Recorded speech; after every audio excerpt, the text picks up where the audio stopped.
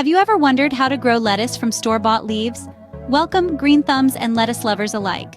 Today, we're delving into the fascinating world of regrowing lettuce right at home. So, curious about turning those store-bought leaves into a fresh crop? If you have, then you're in the right place. The first step in this green journey is choosing the right lettuce.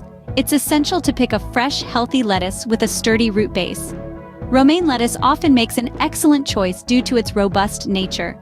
Remember, a healthy lettuce today leads to a vibrant garden tomorrow. Now let's get our hands dirty and start the planting process. Begin by cutting your lettuce, leaving a couple of inches from the base. This is going to be the start of your new plant. Next, place it in a bowl with a bit of water, making sure the base is in contact with the water. Find a sunny spot for your plant. It loves the light. Remember to change the water daily to keep it fresh. With some sun and fresh water, you're on your way to growing your own lettuce. Once roots and new leaves start to appear, it's time to move to soil.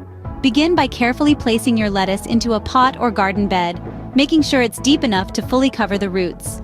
Now, the key to a thriving lettuce plant is a balance of regular watering and ample sunlight. Overwatering or insufficient sunlight can hinder growth. So remember to keep an eye on these two elements. With some tender care and patience, your lettuce will flourish in its new home. So, growing your own lettuce from store-bought leaves is as simple as that. Just choose the right lettuce, prepare it, plant it, and then transfer it to soil. This method not only reduces waste but also saves you money. Plus, the joy of watching your own food grow is truly unparalleled. And the best part? You can do it all over again with the next lettuce you buy. Remember to like this video and subscribe to our channel for more gardening tips. Until next time, happy gardening!